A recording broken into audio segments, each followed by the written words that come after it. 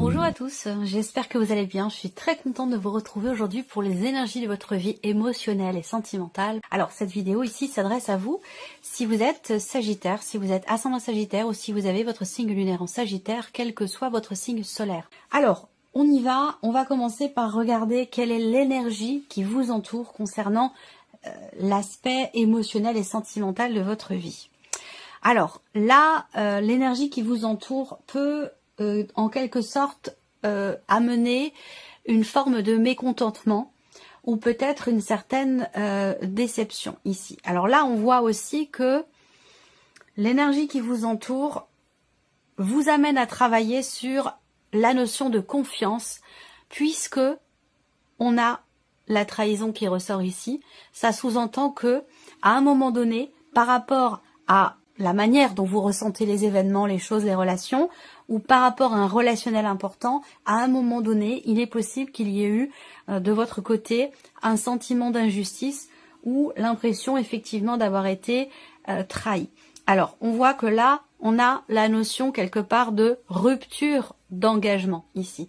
Donc, ça peut être ou avoir été une promesse faite qui est rompue ou qui n'est pas ou n'a pas été tenue. Voilà. Donc, il s'agit de ça ici. Alors, est-ce que il s'agit de vous ou est-ce que ça vient de l'extérieur vis-à-vis de vous? À vous de voir par rapport à votre vécu, vos ressentis et votre situation. Évidemment, ce que je vous dis là, ça va pas forcément parler à tout le monde. Et surtout, évidemment, votre vécu est différent à toutes et à tous. Donc, ça va concerner des situations ou des relations, évidemment, qui sont différentes.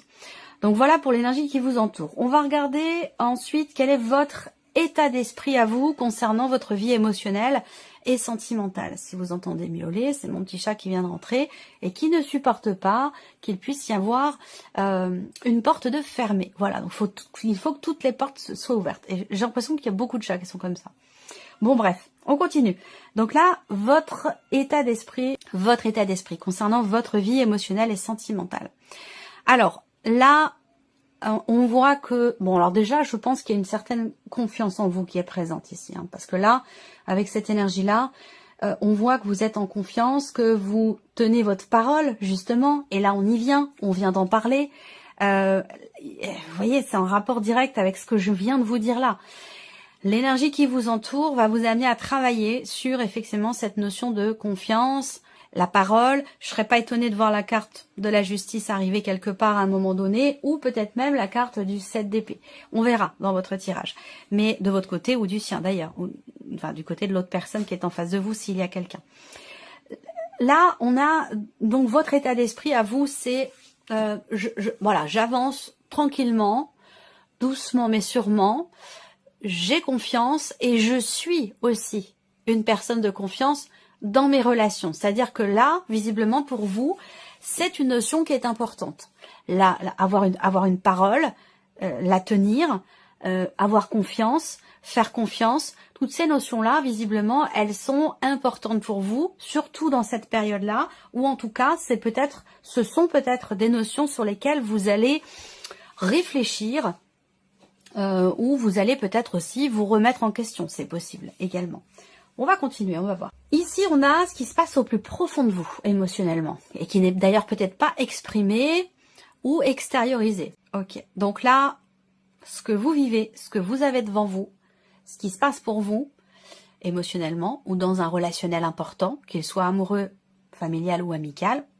Je le répète, ici, on a la personne qui est en face de vous ici. Hein.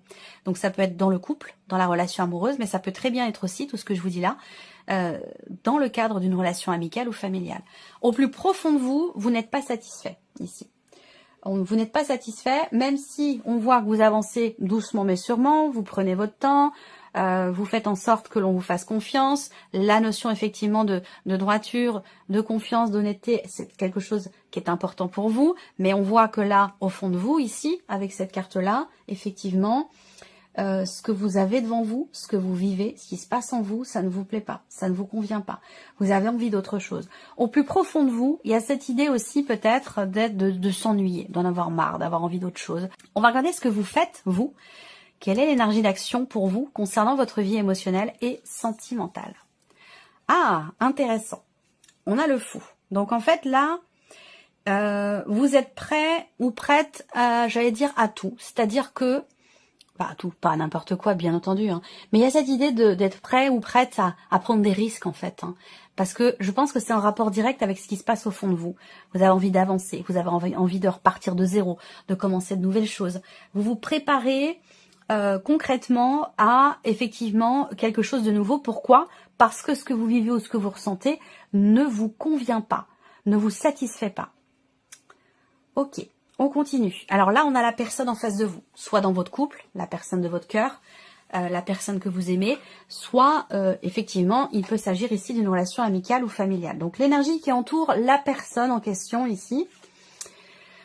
Justice, loi et protection. Donc justice, bon voilà, je vous ai dit tout à l'heure, je serais pas étonnée de voir la justice sortir ou le 7 d'épée. Bon, eh bien on voit bien que là, encore une fois, la trahison, la justice qui vous entoure tous les deux, là on voit bien qu'il y a quelque chose, l'univers, l'énergie qui vous entoure tous les deux, vous amène à travailler effectivement sur cette notion de confiance, sur à expérimenter effectivement la notion de promesse, tenir sa parole, faire confiance, avoir confiance, donner sa confiance, que l'univers vous invite à travailler de par l'énergie qui vous entoure. Donc on voit que là, cette personne, elle est l'énergie qui l'entoure amène, je pense, de toute façon à un positionnement. L'énergie qui entoure cette personne l'amène à aussi recadrer peut-être quelque chose, soit dans la manière d'être, dans la manière de s'exprimer aussi. Ça peut être par rapport à des paroles,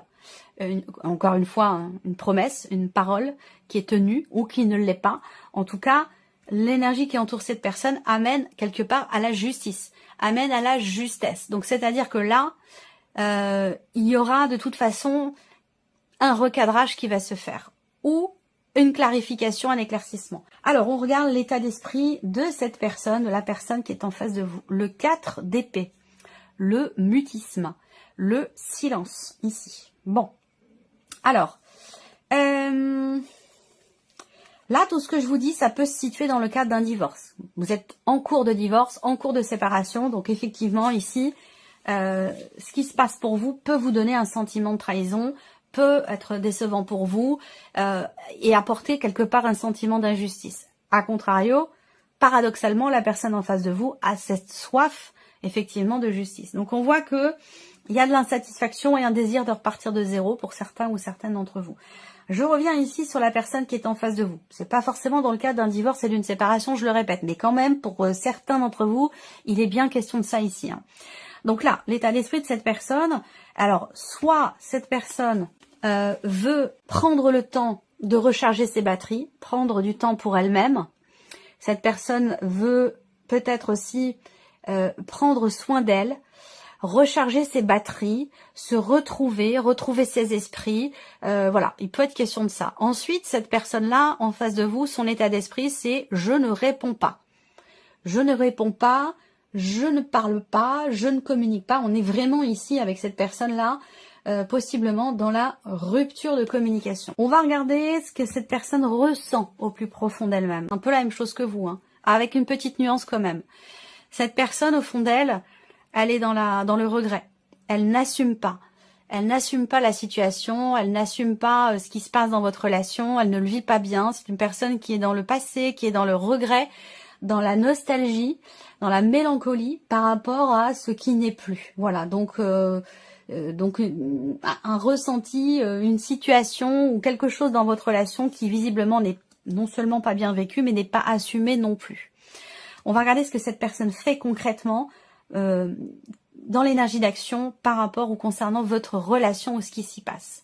Cette personne, elle veut, je pense, déjà que les choses bougent. Elle agit pour qu'il y ait un mouvement, pour qu'il y ait un changement. Cette personne, elle agit effectivement pour que la situation avance. Elle agit aussi peut-être dans l'intérêt d'une personne qui est cancer, à savoir peut-être l'un de vos enfants si des enfants sont concernés par votre relation. Ça, c'est tout à fait possible. J'ai le signe du cancer et le signe aussi Taureau, Vierge ou Capricorne par rapport à vous. Donc ça peut être aussi par rapport aux enfants, dans le cas d'un divorce, d'une séparation par exemple. En tout cas, cette personne, elle agit, elle avance, elle fait en sorte d'aller dans la meilleure direction possible pour elle-même ou même aussi peut-être pour la relation. C'est peut-être dans son propre intérêt parce qu'on voit que c'est quelqu'un quand même qui est pas dans la communication, hein, qui vit dans le passé, qui vit dans le regret, dans la nostalgie, mais qui ne le dit pas. C'est quelqu'un qui exprime pas ses émotions, qui exprime pas ses sentiments et qui pourtant ici avec le chariot dans l'énergie d'action, bon, c'est quand même quelqu'un qui veut réussir à atteindre son objectif ou alors peut-être que c'est dans le cadre, comme je le disais, d'un divorce, d'une séparation, dans le cadre d'une procédure également, ça c'est possible. Cette personne, elle veut avancer dans le but d'atteindre son but ou son objectif.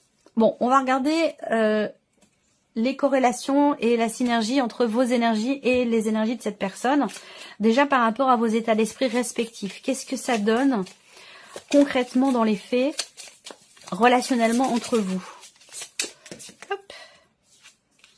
Ah, la tempérance. Ok. Donc là, le fait que vous soyez prêt ou prête, vous, à prendre votre temps, vous avancez en confiance, doucement mais sûrement.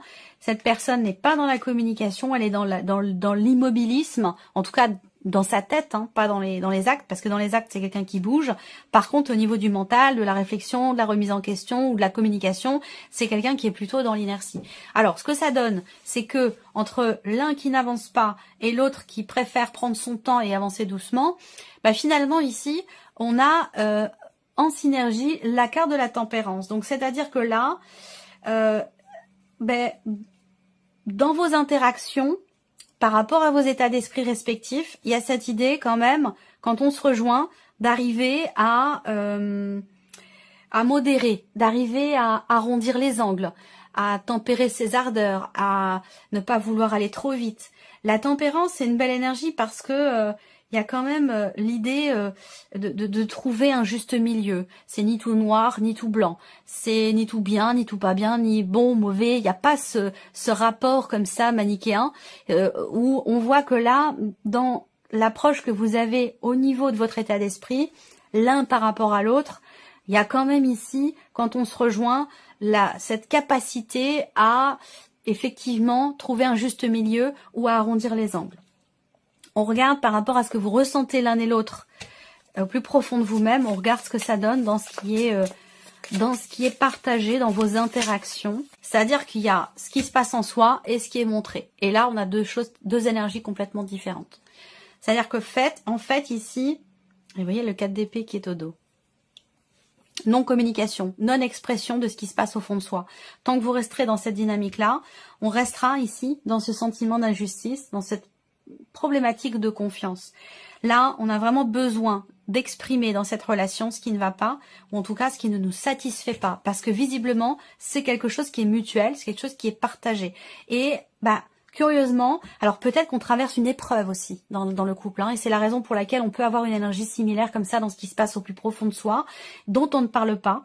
On essaie d'avancer en confiance, mais on a toujours ce petit quelque chose qui fait qu'au plus profond de soi, on est dans l'insatisfaction, dans la frustration, dans la déception, dans la nostalgie. Et ce qui est intéressant, c'est que malgré ce qui se passe au fond de vous dans cette relation, vous faites en sorte de toujours donner le meilleur de vous-même.